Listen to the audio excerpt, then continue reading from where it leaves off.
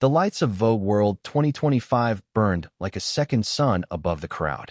Cameras snapped in rhythmic bursts, their flashes painting the red carpet in electric white. The air shimmered with perfume, sweat, and the metallic scent of anticipation.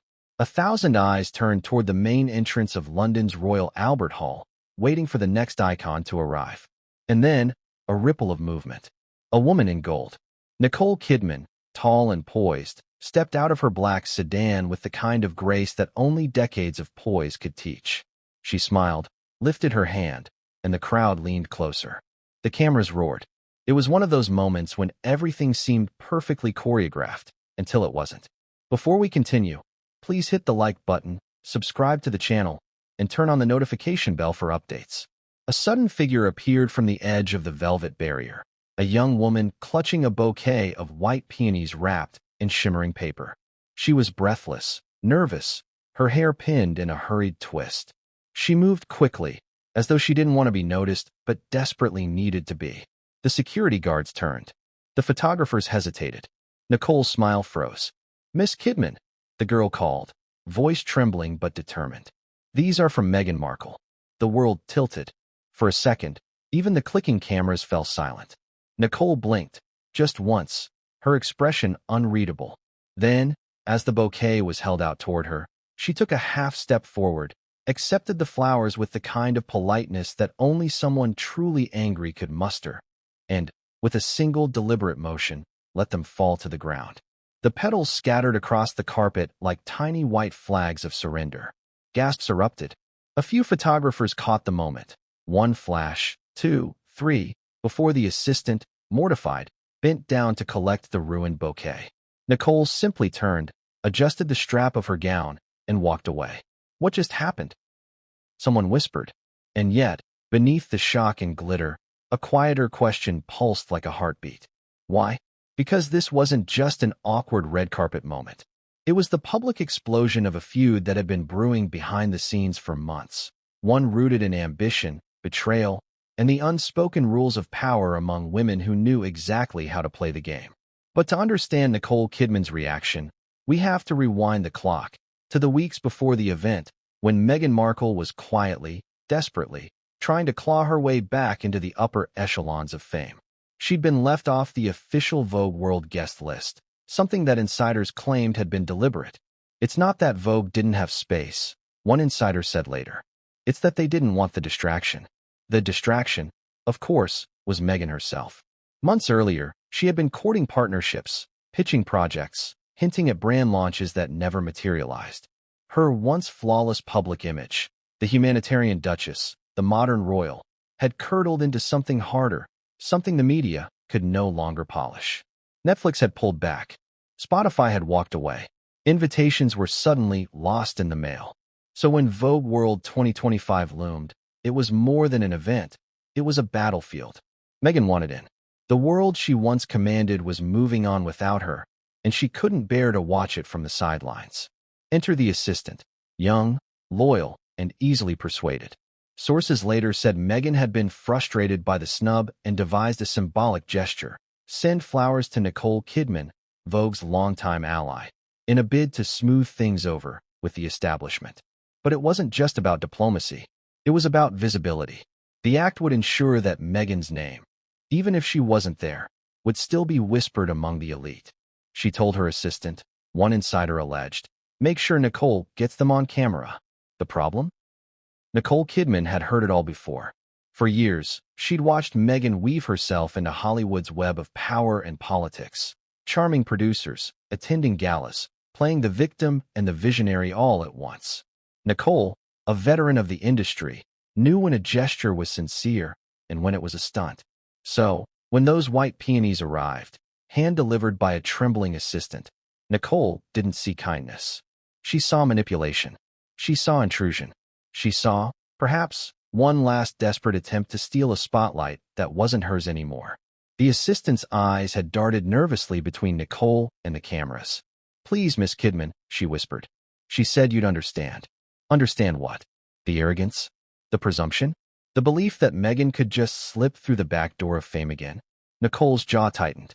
"Tell her I did," she said softly, then let the bouquet drop. That was it. 6 words, one motion, and a silence that screamed louder than any tabloid headline. Within minutes, the footage went viral.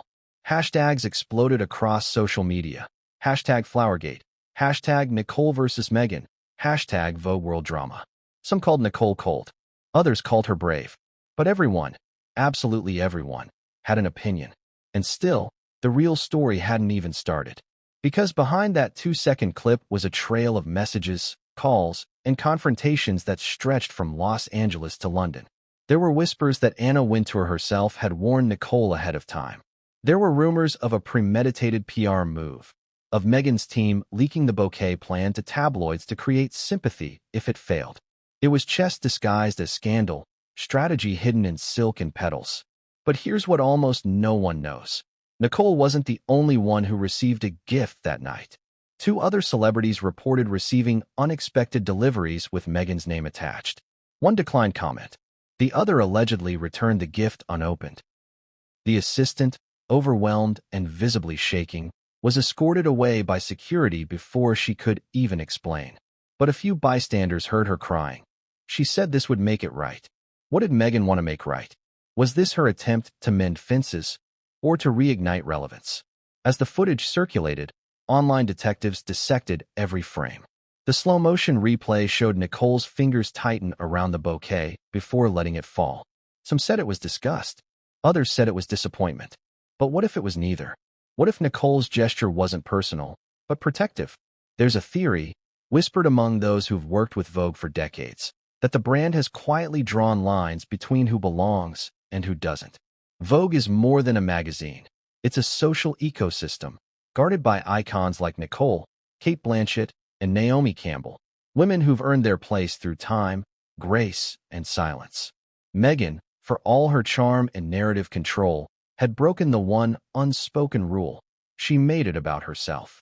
She doesn't understand, one fashion executive confided later. Vogue doesn't chase headlines. They create them. Still, there's something haunting about the image of those crushed flowers, once symbols of beauty, now trampled under red carpet lights. They seem to embody Meghan's entire public journey, delicate, performative, and ultimately discarded by the very world she tried to dominate. And as Nicole disappeared into the crowd, one of the reporters caught a glimpse of her turning to her publicist. "Let's not make a scene," she said quietly. "It's already done. Already done." Those words echoed in the minds of everyone who witnessed it. Was she talking about the bouquet, or something deeper? By dawn, media outlets from London to Los Angeles were already rewriting the story. Meghan's camp denied the gatecrashing claim, insisting the flowers were a gesture of goodwill. Nicole's representatives refused to comment. Vogue released a single cryptic statement: "We do not discuss guest lists." But beneath the polished PR spin, something darker was brewing. A quiet understanding that this incident had ended any possibility of reconciliation between Meghan and the fashion elite. And somewhere, far from the flashing lights and headlines, Meghan reportedly watched the footage on her phone.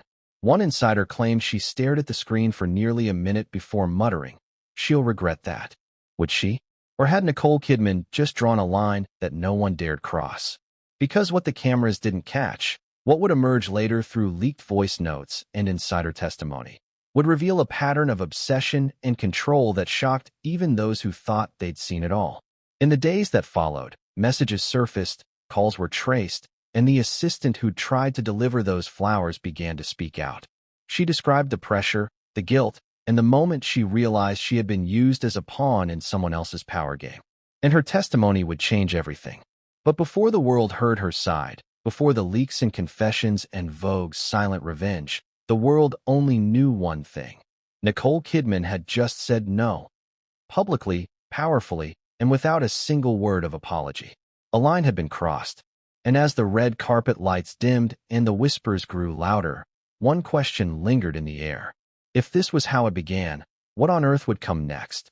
Because behind the glamour, the gossip, and the glare, something much bigger was unfolding. And no one, not even Nicole, saw it coming. The night had rhythm. Camera flashes firing like percussion, heels clacking against marble, reporters barking questions that sliced through the hum of music leaking from inside the Royal Albert Hall. It was pure Vogue World theater, stars drifting past in couture that glittered like armor, each one rehearsed, radiant, ready. Then a hush moved through the crowd, sharp and sudden, the way air stills before thunder. Someone shouted, "Nicole's here," and every lens swung toward the limousine gliding to a stop beneath the golden arch. Out stepped Nicole Kidman, her gown catching the light like molten glass, her expression calm, too calm. She paused, gave the photographers that slow-burn smile they adored, then turned toward the press line. That's when chaos began to ripple from the edge. A flash of movement. The assistant again, the same trembling hands clutching that doomed bouquet. Only now the angles are different, the shouts louder, the flashes harsher. From the media pit, it looked like a stage invasion. "Who is that?" one cameraman muttered. "She's not supposed to be there." Security reacted half a beat too late. The young woman slipped past the rope, nearly stumbling, and called out, "Miss Kidman, please. These are from Meghan Markle."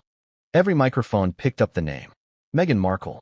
The forbidden frequency that still made PR managers flinch. Nicole froze mid-step. Her stylist, standing just behind, whispered something that sounded like, "Don't engage." But Nicole was already turning. The assistant reached out, bouquet trembling. Peonies, roses, sprigs of eucalyptus, the kind of arrangement designed for maximum camera appeal. The tissue paper gleamed under the spotlights. For a moment, Nicole's eyes softened, or maybe the cameras imagined it. She extended a hand, touched the bouquet lightly, then straightened her back. The audience felt the shift, warmth evaporating, posture sharpening like a blade. "From Meghan?" she asked, voice cool as champagne. "Yes, ma'am," the girl stammered. "She wanted you to have them." Two. Whatever came next drowned in the click storm of shutters. Nicole glanced toward the nearest photographer, then down at the flowers. Seconds stretched. Then she let them fall. The bouquet hit the carpet with a muted thud, petals scattering underfoot. Gasps broke like surf along the barricades. Someone shouted, "Oh my God!" Another voice, male, astonished, said, "She did not just do that." Nicole turned away. Smooth. Controlled. The faintest smile ghosted across her face. Not smug, not cruel, but final. That image, captured from 6 angles, became digital wildfire. Within minutes, clips hit Twitter, TikTok, YouTube. Nicole Kidman rejects Meghan Markle's peace offering. One caption read, "Flowergate explodes at Vogue World." But in that moment, on the carpet itself, everything slowed. The assistant knelt, scrambling to collect the crushed bouquet. One guard crouched to help her up. She looked pale, humiliated. "She told me to do it," she whispered, too quietly for most to hear. "She said it would be fine." Nicole's stylist leaned in close. "We should move." "I'm fine," Nicole murmured. Yet her eyes were elsewhere, watching the crowd, calculating, perhaps regretting nothing. Inside the hall, a host tried to smooth over the disruption with laughter. "Well, that's live events for you," he quipped into the microphone, but the audience wasn't listening. Everyone was refreshing their phones, replaying the clip, hunting for context. Was it spontaneous? A stunt? A feud reborn? To the viewers at home, it looked brutal. To those who'd known the undercurrent between the two women, it looked inevitable. Because this wasn't their first collision.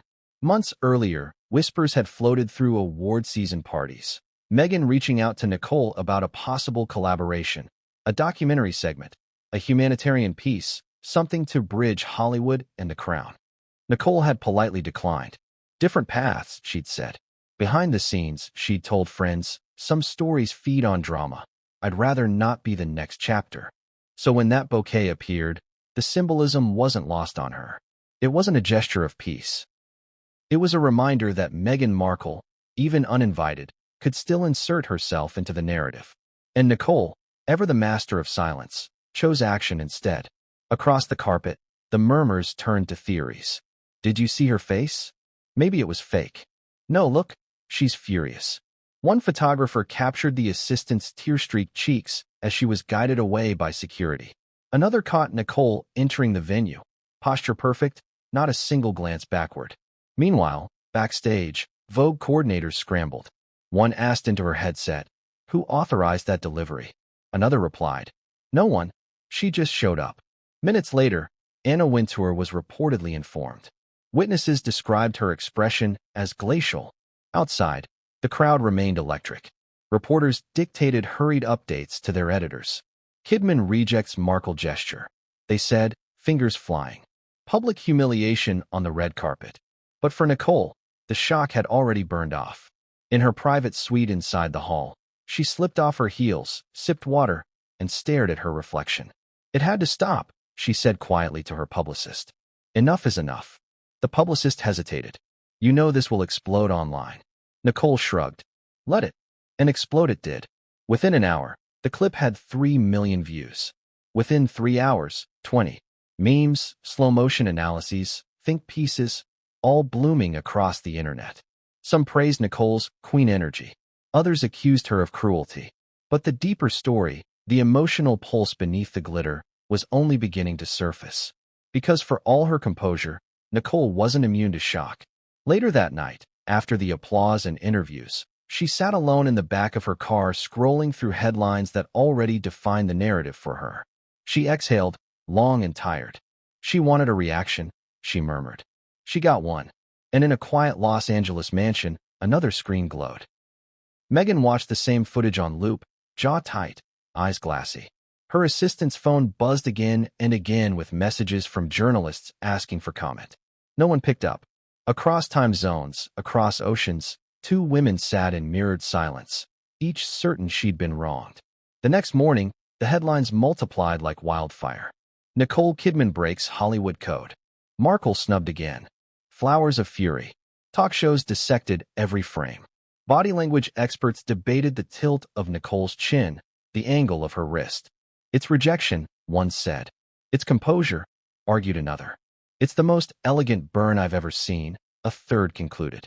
Through it all, Nicole said nothing. Meghan's camp, however, hinted at misunderstanding and gracious intentions. Yet behind those diplomatic lines, tempers flared.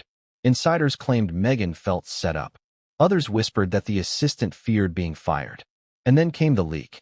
An anonymous account uploaded behind-the-scenes footage showing security arguing moments before the incident. Evidence that Vogue's team had indeed been warned about a possible delivery from an unlisted guest. That meant someone knew. Someone had tipped them off. Which begged a new question. Was Nicole's reaction truly spontaneous or rehearsed? Because the way she dropped those flowers, slow, deliberate, theatrical, looked less like impulse and more like performance. If so, who was the audience? By midday, speculation split into factions. Team Nicole celebrated her as the guardian of Hollywood elegance, protecting the sanctity of Vogue World. Team Meghan painted her as a symbol of elitism, shutting the door on outsiders. But beneath the noise, a smaller, quieter truth flickered. Both women were playing survival games. One fought to preserve legacy, the other to resurrect relevance. The red carpet shock wasn't random. It was the spark that illuminated every hidden fracture. Between old Hollywood and new, between authenticity and performance, between perception and reality. Even Nicole's friends admitted later. She knew it would blow up. She just didn't care anymore. As night deepened over London, journalists camped outside the after-party venue. Would Meghan appear? Would she confront Nicole? Rumors swirled that her team had booked a table nearby, just in case. Security doubled. Nicole arrived late, slipping through a side entrance, expression unreadable. Inside, she mingled easily, posed for photos, accepted compliments. But witnesses noticed she checked her phone often, eyes narrowing once at a new alert. It was a text from a number she hadn't seen in months. The preview line read, "You could have handled that better." No signature. Just that. Her publicist glanced over. Is it her? Nicole deleted the message without answering. Let's enjoy the night, she said, and walked toward the dance floor. But the tension never left her shoulders. Outside, reporters were still shouting questions into the wind. Was that a snub? Are you at war with Meghan? She kept walking, and the cameras, relentless as ever, followed. Because everyone sensed it, this wasn't finished. Something deeper simmered beneath the glamour, something that would spill out in the coming days through leaks, statements, and voices long kept silent.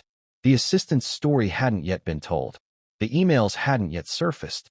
The silent machinery of Vogue hadn't yet revealed its role. For now, all anyone could see was the image. Nicole Kidman, stepping over fallen flowers without looking back. And as that image looped endlessly across screens worldwide, one question echoed through every living room, newsroom, and group chat. Had Nicole simply reacted, or had she just declared war? Because if the red carpet was the battlefield, the first strike had already landed. But what came next would change everything, and no one saw it coming. The plan didn't begin with flowers. It began with a phone call at 2:14 a.m. "Check the list again," Meghan said, voice low, urgent. "There must be a mistake." Her assistant, new, eager, barely 30, had already checked twice. "I'm sorry, ma'am. They said the guest list is final." Vogue's team confirmed. Silence on the line.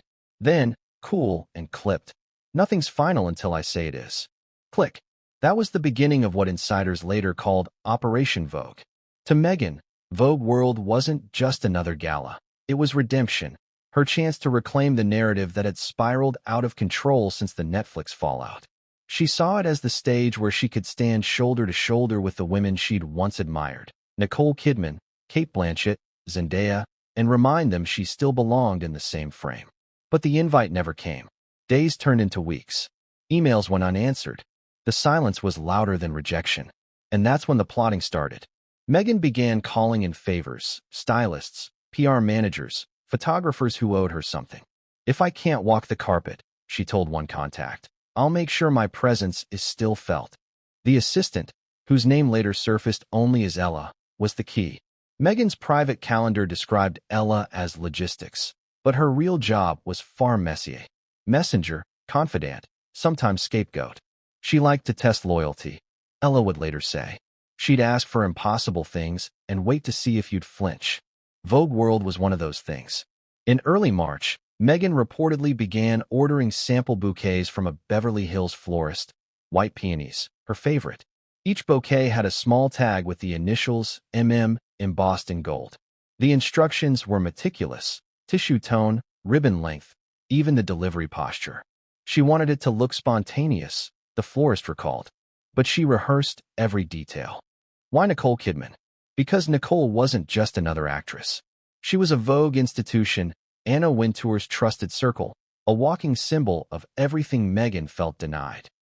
"Nicole represents old-world legitimacy," said a Hollywood PR strategist. If Meghan could link herself to that, even symbolically, she'd win back a sliver of credibility. So, the gift wasn't generosity. It was strategy, a PR Trojan horse disguised in petals. On paper, the move was harmless. An uninvited Duchess sends flowers to a colleague. In the language of high society, however, it was intrusion, a coded attempt to bypass gatekeepers. Inside the Sussex mansion that week, the atmosphere was tense.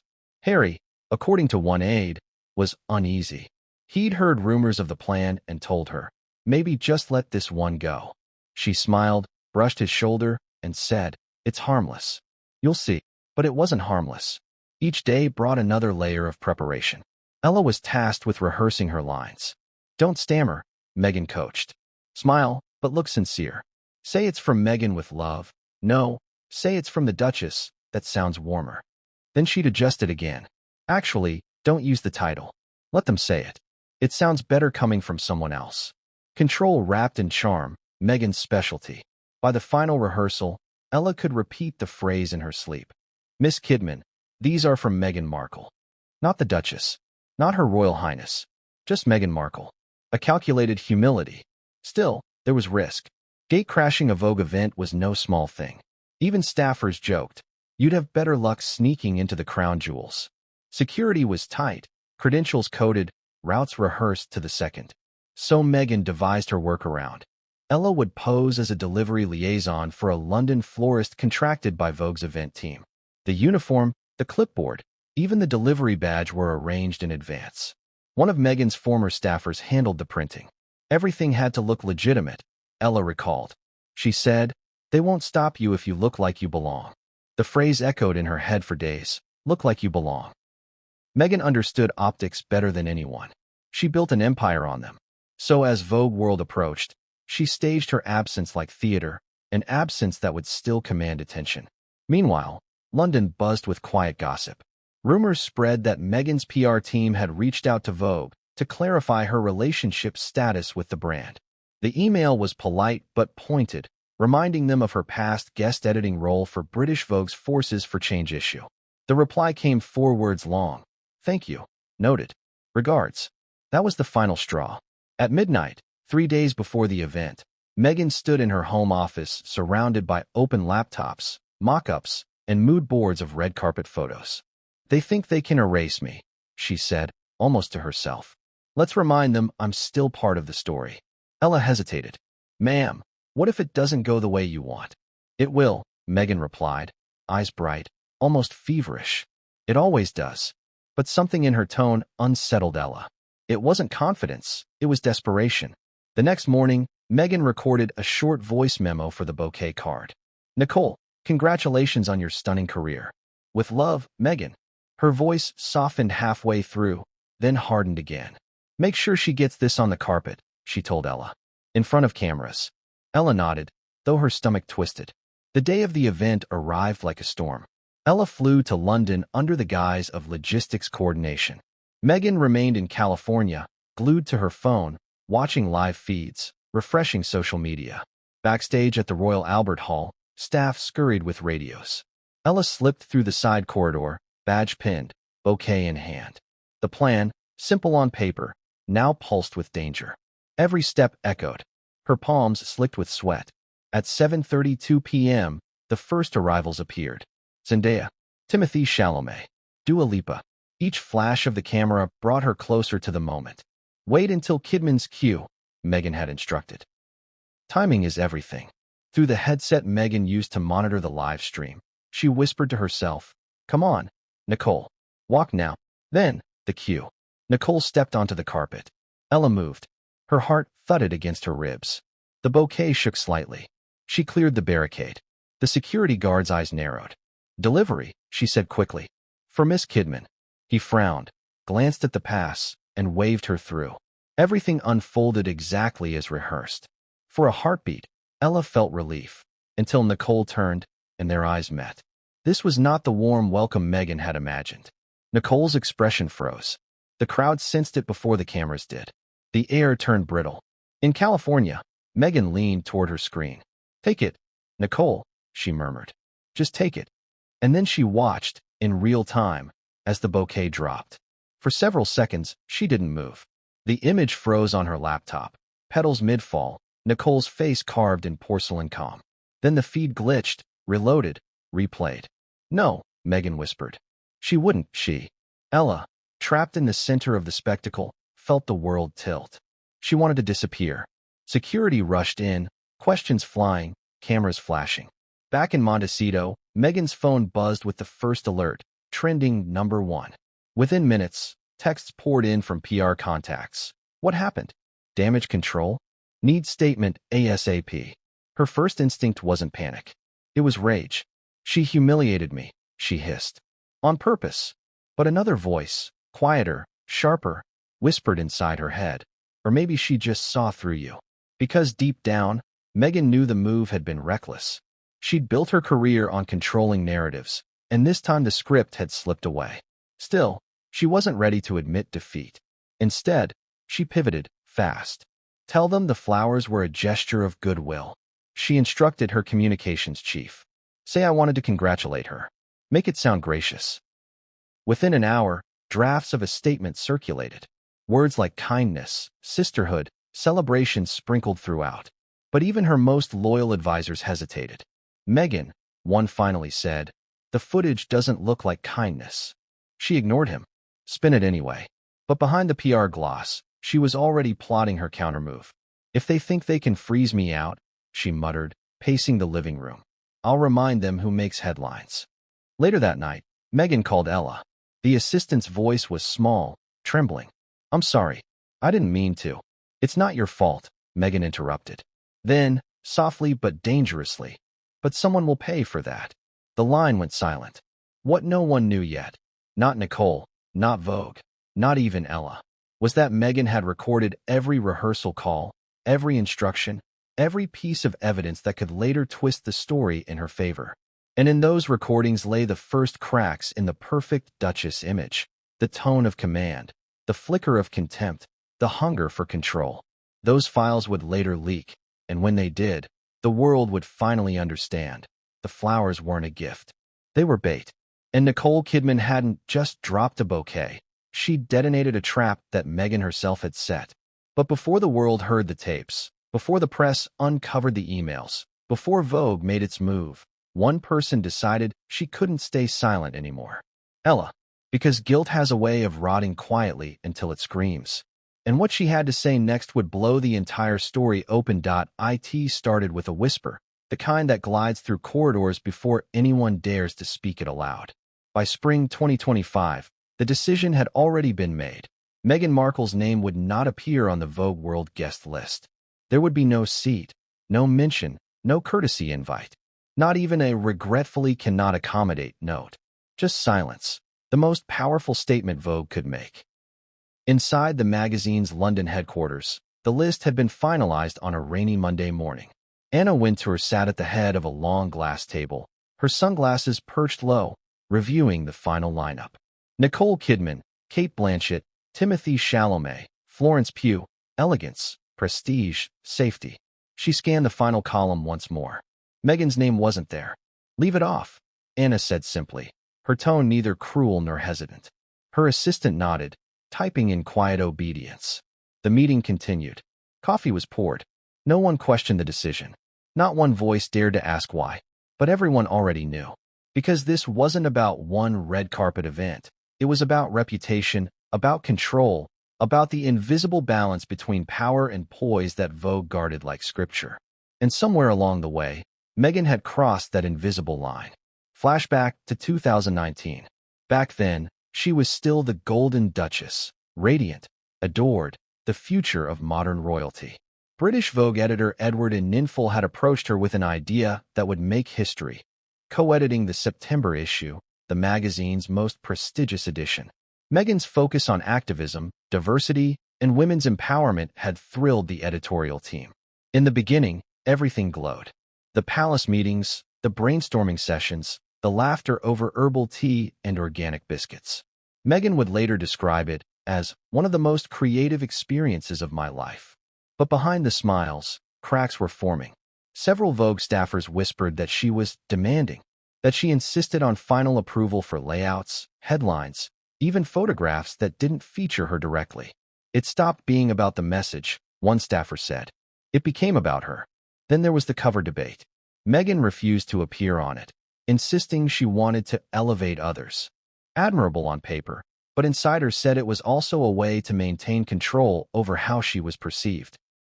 She didn't want to be seen too royal, Edward recalled later. But she didn't want to seem not royal enough. It was impossible to please her. After the issue launched, public reaction split. Some hailed it as groundbreaking. Others accused it of being preachy, political, self-promotional. The palace grew nervous. The tabloids pounced. Anna Wintour watched all of it unfold from New York and said nothing. But she was watching. Years later, as Meghan's public image began to crumble, first with Oprah, then Netflix, then Spotify, the ripples reached Vogue's upper floors. It wasn't just about her reputation, a senior editor said. It was about the brands. She'd become unpredictable. Vogue thrives on control, not chaos. And Meghan had become chaos personified. By the time Vogue World 2025 approached, the magazine's leadership had quietly agreed. No association, no risk. But the official explanation was polite. Scheduling constraints. Limited seating. Oversight. The kind of diplomatic phrasing that hides a final decision behind silk curtains. Anna never said ban. She didn't have to. Her silence carried more weight than any press release. Still, whispers spread fast. PR agents began calling Vogue's events office, fishing for confirmation. Is she really off the list? Are you sure that's wise? She's still good press, isn't she? The replies were careful. We're focusing on this year's honorees. We're going in a different direction. But among insiders, the truth was undeniable. Meghan Markle was persona non grata. And when news of her exclusion reached Montecito, it landed like a slap. According to one former staffer, Meghan's mood shifted overnight. She kept saying it didn't matter, they said. But you could tell it did. She'd pace the house at night, scrolling through Vogue's posts, pointing out every woman featured. They're all my age, she'd say. I'm just as relevant. At one point, she reportedly told her PR team, I made that magazine relevant again. They forget that. But Vogue hadn't forgotten. They just didn't need her anymore.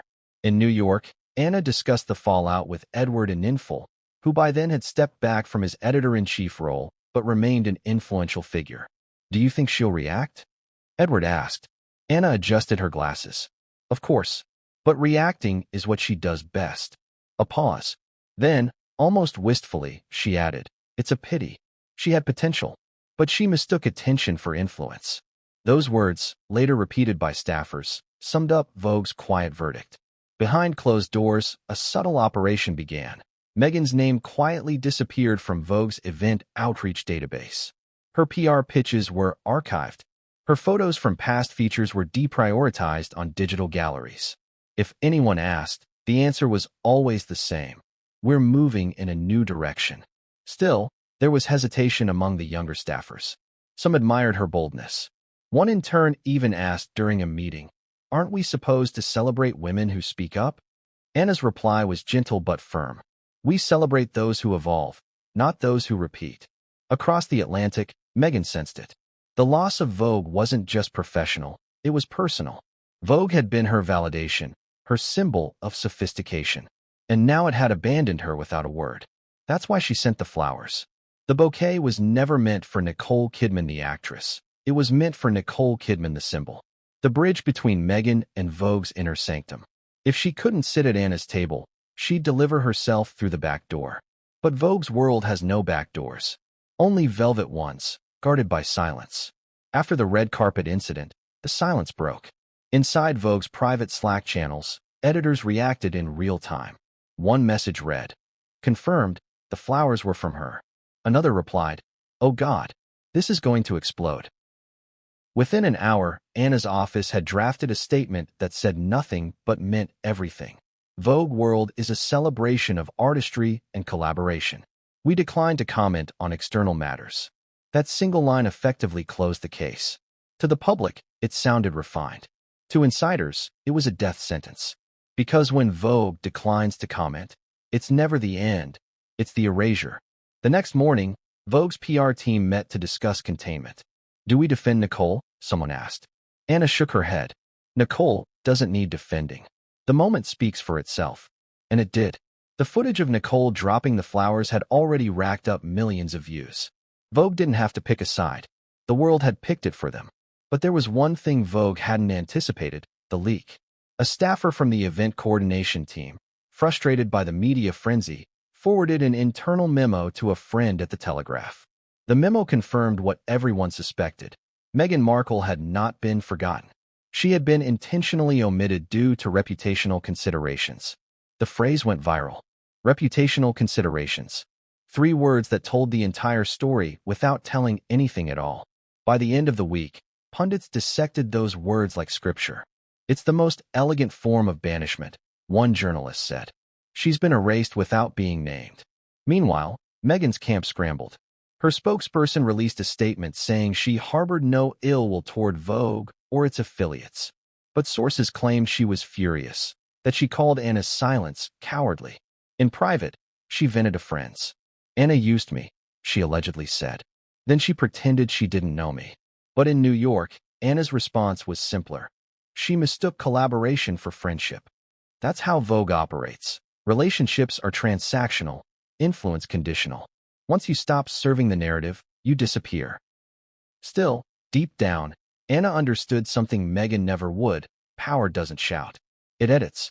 That's why Vogue didn't release a statement, didn't grant interviews, didn't even like or repost a single photo of Meghan-related coverage. They just let her fade into silence. But silence can be deafening and deadly. Because for someone like Meghan, who built her empire on being seen, being unseen was the cruelest punishment of all. And yet, as one senior Vogue executive later admitted, there was hesitation before they finalized the ban. She wasn't evil, he said softly. Just exhausting. Everything had to orbit her. Still, even he admitted, when Anna closes a door, she doesn't reopen it. The ban was complete. The bridge was burned. But Vogue's quiet decision had unintended consequences. It didn't end Meghan's obsession, it fueled it. The exclusion hardened something in her, turned frustration into fixation. She began drafting emails to allies in fashion, hinting at unfair treatment. She even reached out to smaller magazines, offering exclusives about forgiveness and growth. Few replied, and then came the call from someone in Nicole Kidman's circle. A warning disguised as advice. "Leave it alone," the voice said. "Vogue doesn't forget. They just wait." But Meghan didn't leave it alone. Because in her mind, she wasn't the villain. She was the wronged visionary, the woman they couldn't control. And that's when she decided to strike back. But the first blow wouldn't come from Meghan herself. It would come from someone the world least expected, someone who'd seen everything up close. Someone who'd kept the voice notes, the texts, the proof. Ella. Because while Meghan was busy plotting her comeback, her assistant was planning her escape. And what Ella was about to reveal would not just expose Meghan's plan, it would drag Vogue into the crossfire. But what she said first would leave even Meghan speechless. London at dawn had that soft, gray light Nicole Kidman always loved, a light that didn't demand anything from her. It just existed, quiet and cool, like a sigh before the day begins. She stood by the hotel window, her reflection hovering faintly over the city skyline. Below, the streets were just starting to wake, delivery vans humming, street lamps fading. Her assistant knocked lightly and placed a cup of green tea on the table. "Press in an hour," she said softly. "Hair and makeup at 9. Nicole nodded but didn't move. She was thinking about the noise that would come later, the chaos of the red carpet, the clicking cameras, the unspoken expectations. She had done it 1,000 times. But tonight felt different. Something in the air had changed. She couldn't explain it. Maybe it was instinct, the same intuition that guided her performances. She'd learned to feel tension before it entered a room. She could sense dissonance like a faint vibration under her skin. She turned from the window and exhaled slowly, steadying herself. The Vogue World 2025 event wasn't new to her.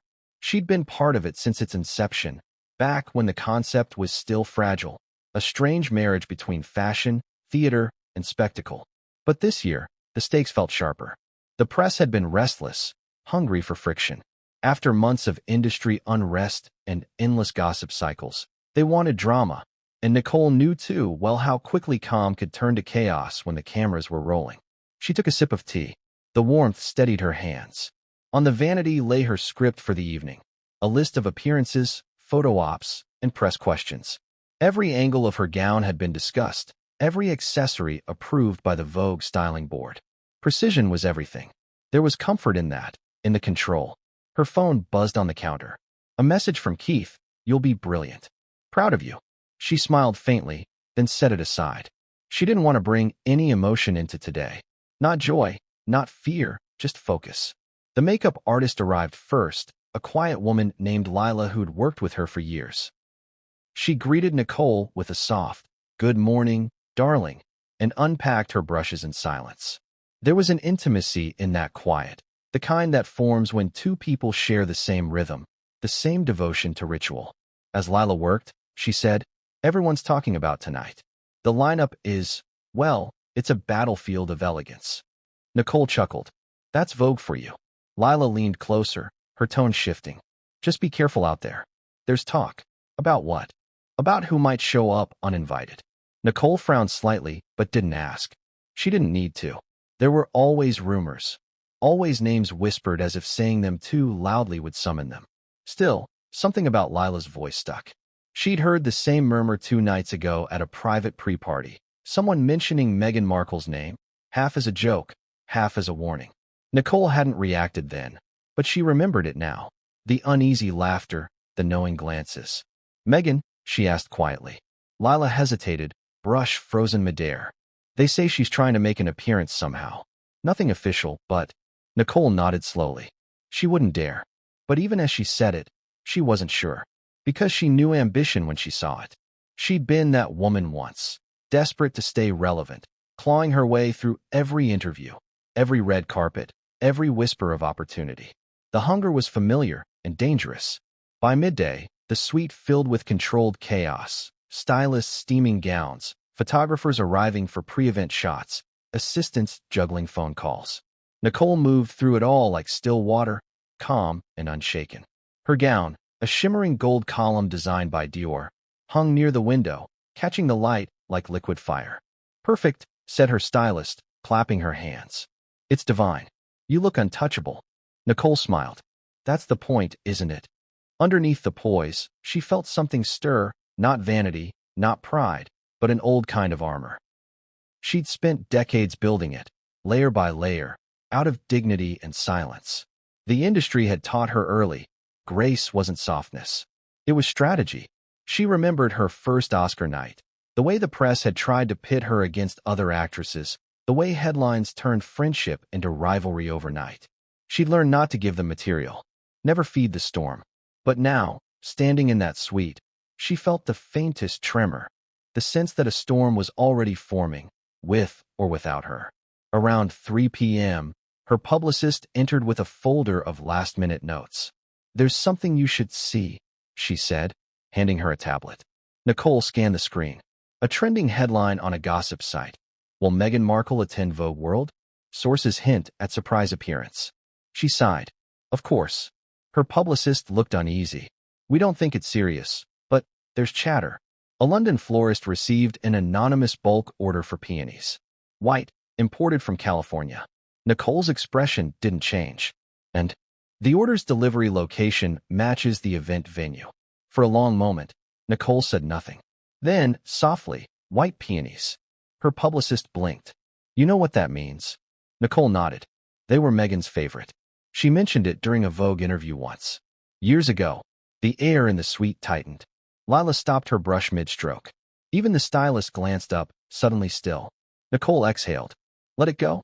If she's planning something, it won't reach me." But that wasn't entirely true. She could feel it now. The presence of Meghan Markle like static before lightning, unseen but unavoidable. Evening fell. As Nicole stepped into her gown, the world outside shifted into another register. Lights brightened, voices sharpened, the pulse of anticipation rising from the street below. She watched from the balcony as the crowd began to form. Reporters lined the barricades, their cameras like watchful eyes. Her driver texted, "Car's ready." She stood still for a moment, fingers brushing the edge of her clutch. In the mirror, her reflection stared back, regal, immaculate, every detail in place. Yet beneath the perfection, a flicker of unease lingered. She thought again of Meghan, of their one brief meeting at an awards dinner in 2018. Meghan had been charming then, glowing with the freshness of royal fascination. They'd exchanged polite compliments, even shared a short laugh about how exhausting media attention could be. But Nicole had seen something behind the eyes, a calculating glint that never quite softened. Now, years later, that same glint hovered like a ghost between them. As she descended to the lobby, her heels echoing against marble, her mind rehearsed the night ahead. The smile, the stance, the interviews. She could do it all in her sleep. But something inside whispered, "Be ready." In the car, she sat quietly while her driver navigated through traffic. Outside, the London skyline glowed against the dusk, sleek and indifferent. Her phone buzzed again, a text from a friend inside the venue. "You'll never guess who's asking about you." Nicole didn't reply. She didn't have to. She already knew. The car stopped behind the velvet barricades. The door opened. Light flooded in. The crowd erupted. "Nicole, over here. Nicole." She stepped out slowly, every movement deliberate, practiced, perfect. The roar of photographers filled the night. For a moment, the world was exactly as it should be, composed, choreographed, under control. And then, through the glare, she saw it. A figure at the far end of the carpet. A woman in black, clutching something white. Moving too quickly, too nervously. Nicole's body didn't react, but her pulse did. Her mind flicked back to Lila's warning, to the florist rumor, to those two words, white peonies. Her publicist murmured, "Ignore it. Keep walking." Nicole nodded, her face an elegant mask. But her eyes followed the figure, just for a second. The woman was getting closer. Then, the bouquet. The voice. "Miss Kidman. These are from Meghan Markle." Nicole's heart thudded once, hard. The world seemed to slow. Cameras turned. The air thickened. And in that suspended heartbeat, 1,000 thoughts collided. Anger, disbelief, exhaustion. She saw herself not as an actress, but as a target. Her fingers brushed the flowers. Soft, fragile, manipulative. A decision formed, quick and clean. She took the bouquet and let it fall. The petals scattered, white against crimson carpet. The cameras flashed. The crowd gasped. Her face didn't flinch. But inside, beneath the calm, something trembled. Not regret, not guilt, but a deep sadness that it had come to this. That kindness had been weaponized. As she turned away, her eyes caught a glimmer of pity for the trembling assistant. She whispered to her publicist, "Tell security to help her." Then, quieter, "She doesn't deserve this." She walked forward, posture tall, unbreakable. And yet, as she reached the doors, a single thought echoed in her mind like a warning bell. This isn't over.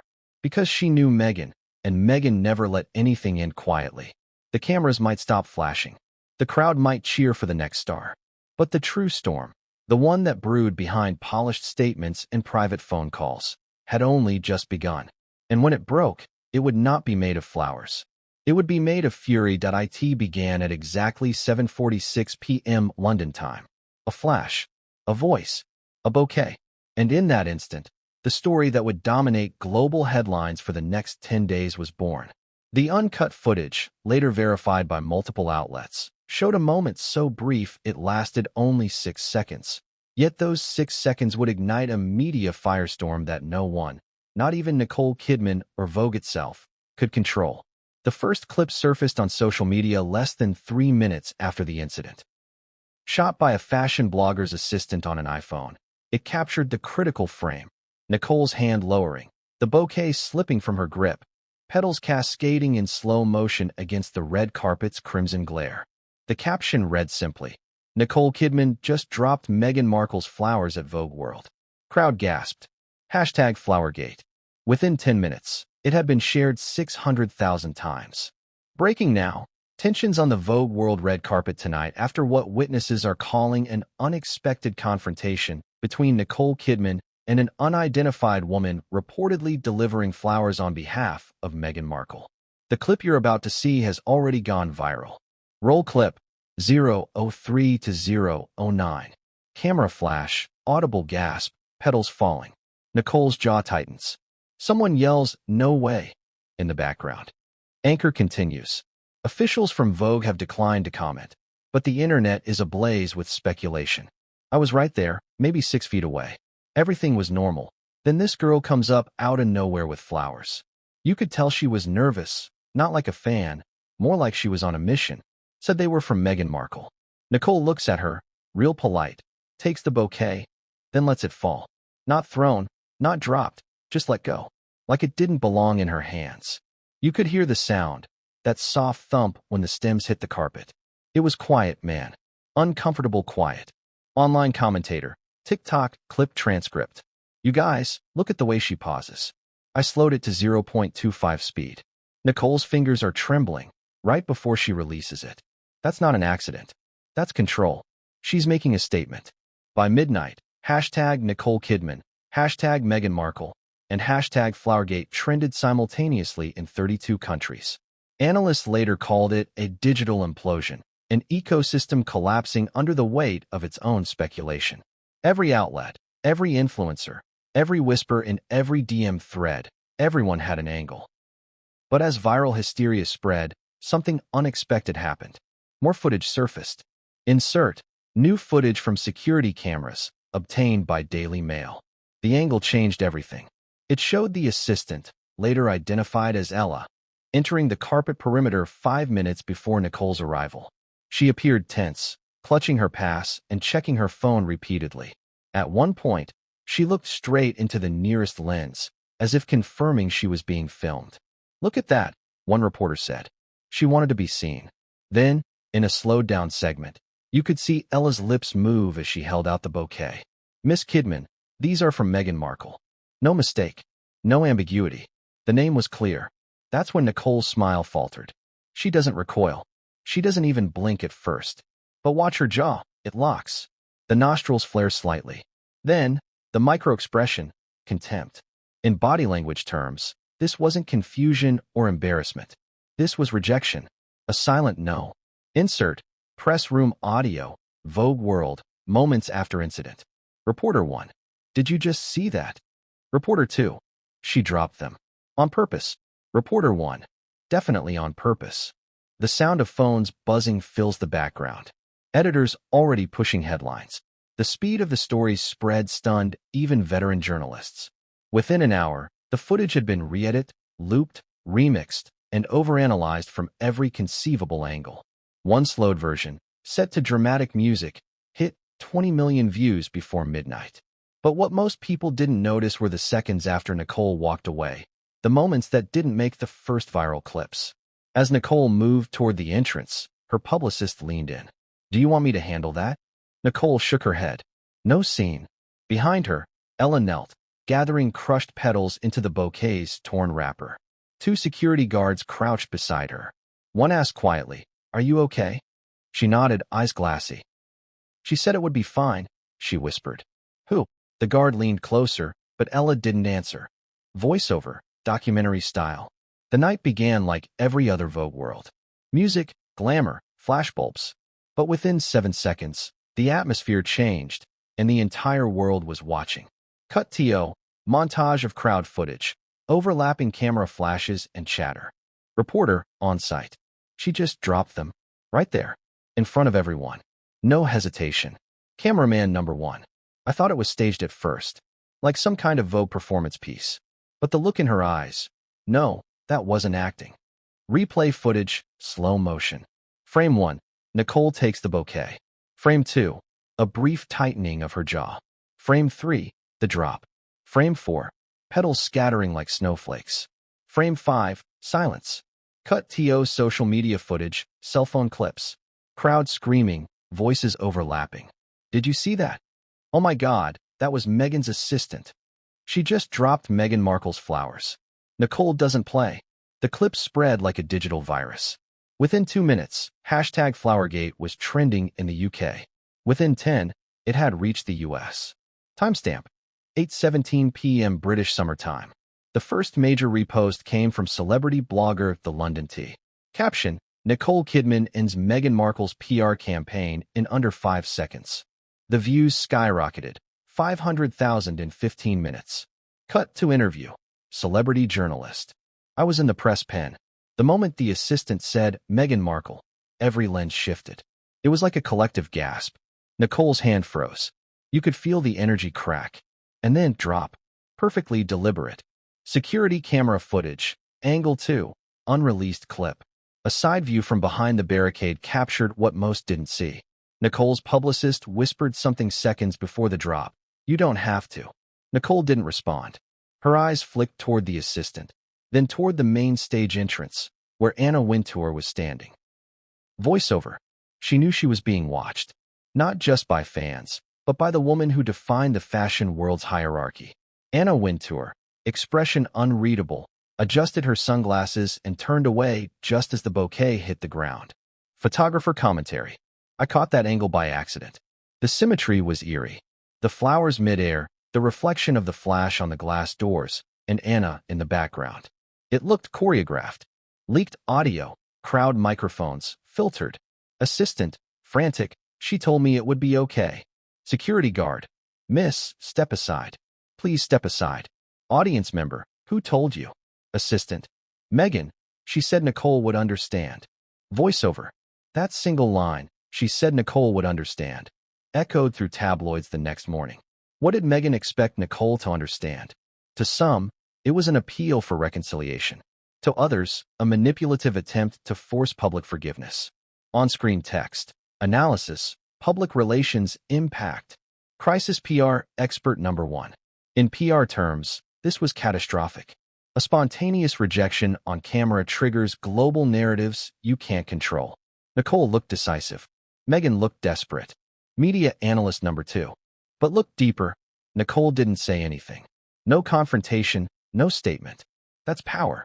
Silence leaves space for imagination, and imagination multiplies online. Cut to social media split screen, various reactions.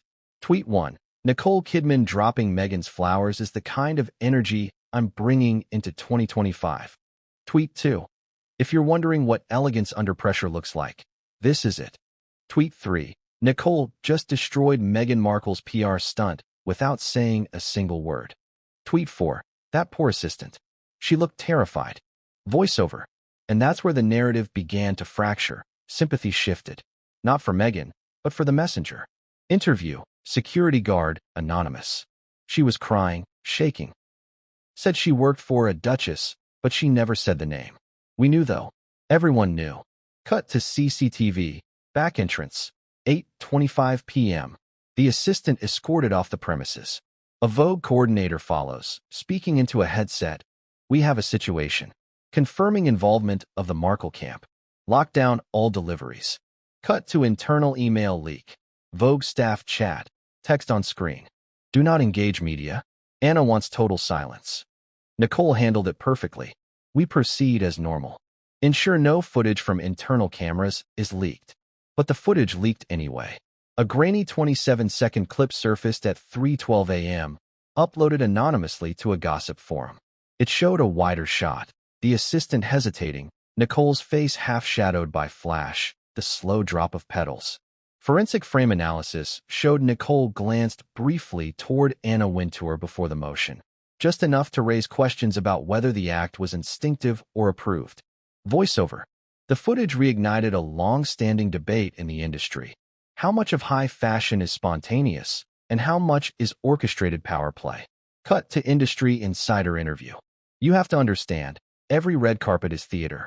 Nothing happens by accident.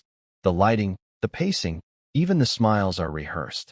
The only thing you can't script is emotion, and that's why people love that moment. It was raw. Overlay footage. Meghan's image flashes on screen. Paparazzi photos, smiling, waving. But while Nicole was being hailed as poised, Meghan's image took a nosedive. PR trackers recorded a 35% spike in negative sentiment toward her name across social media within 24 hours. Still, the most compelling narrative wasn't between them, it was around them. The audience had found a new obsession, decoding Nicole's expression frame by frame. Media clip, talk show segment. Host 1. Did you see her eyes? She looked almost sad. Host 2. I saw something else resolve. Like she knew this was coming. Host 3. You think Vogue tipped her off? Host 1. Oh, they knew. They always know.